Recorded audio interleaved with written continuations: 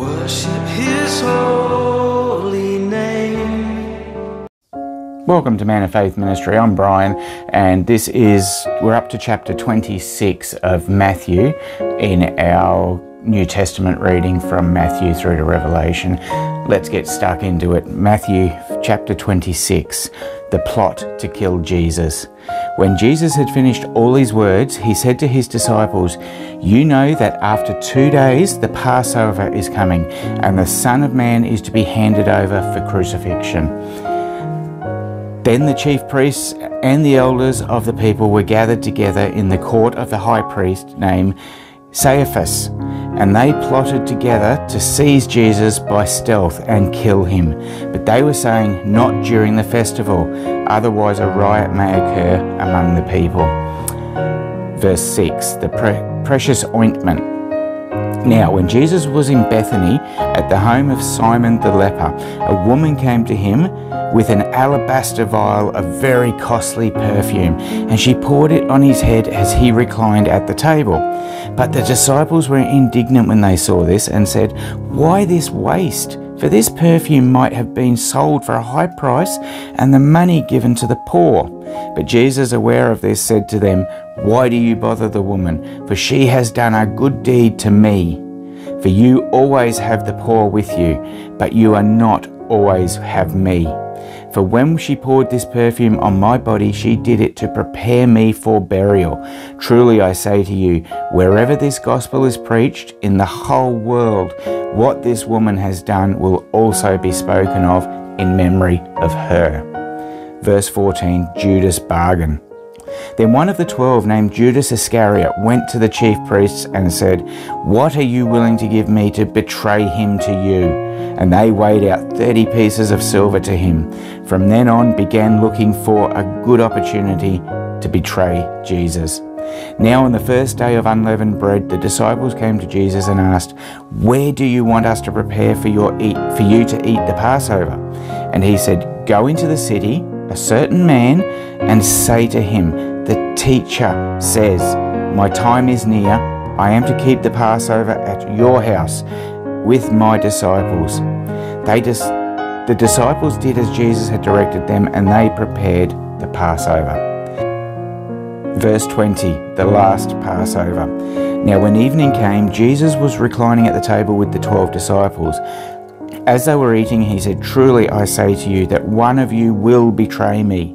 Being deeply grieved, they each one began to say to him, "Surely not I, Lord." And he answered, "He who dipped his hand with me in the bowl is the one who will betray me. The Son of Man is to go, just as it is written of him. But woe to that man by whom the Son of Man is betrayed. It would have been good for that man if he had not been born." And Judas, who was betraying him, said, "Surely it is not I, Rabbi." Jesus said to him, "You have said it yourself." Verse 26, the Lord's Supper instituted. While they were eating, Jesus took some bread, and after a blessing, he broke it and gave it to the disciples and said, "Take, eat, this is my body." And when he had taken a cup and given thanks, he gave it to them, saying, "Drink from it, all of you, for this is my blood of the covenant, which is poured out for many for forgiveness of sins. But I say to you, I will not drink of this fruit of the vine from now on until that day when I drink it new with you in my Father's kingdom." After singing a hymn, they went out to the Mount of Olives. Then Jesus said to them, "You will all fall away because of me this night, for it is written, I will strike down the shepherd, and the sheep of the flock shall be scattered. But after I have been raised, I will go ahead of you to Galilee." But Peter said to him, "Even though all may fall away because of you, I will never fall away." Jesus said to him, "Truly I say to you that this very night, before the rooster crows, you will deny me 3 times. Peter said to him, "Even if I have to die with you, I will not deny you." All of the disciples said the same thing too. Verse 36, the Garden of Gethsemane. Then Jesus came with them to a place called Gethsemane and said to his disciples, "Sit here while I go over there and pray." And he took with him Peter, and the 2 sons of Zebedee, and began to be grieved and distressed. Then he said to them, "My soul is deeply grieved to the point of death. Remain here and keep watch with me." And he went a little beyond them and fell on his face and prayed, saying, "My Father, if it is possible, let this cup pass from me, yet not as I will, but as you will." And he came to the disciples and found them sleeping, and said to Peter, "So you men could not keep watch with me for 1 hour? Keep watching and praying that you may not enter into temptation. The spirit is willing, but the flesh is weak." He went away again a second time and prayed, saying, "My Father, if this cannot pass away unless I drink it, your will be done." Again he came and found them sleeping, for their eyes were heavy. And he left them again and went away and prayed a third time, saying the same thing once more. Then he came to the disciples and said to them, "Are you still sleeping and resting? Behold, the hour is at hand, and the Son of Man is being betrayed into the hands of sinners. Get up, let us be going. Behold, the one who betrays me is at hand." Verse 47, Jesus' betrayal and arrest. While he was still speaking, behold, Judas, one of the 12, came up accompanied by a large crowd with swords and clubs, who came from the chief priests and elders of the people. Now he who was betraying him gave them a sign, saying, Whoever I kiss, he is the one, seize him." Immediately Judas went to Jesus and said, "Hail, Rabbi," and kissed him. And Jesus said to him, "Friend, do what you have come for." Then they came and laid hands on Jesus and seized him. And behold, one of those who were with Jesus reached and drew out his sword and struck the slave of the high priest and cut off his ear. Then Jesus said to him, "Put your sword back into its place, for all those who take up the sword shall perish by the sword. Or do you think I cannot appeal to my Father, and he will at once put at my disposal more than 12 legions of angels?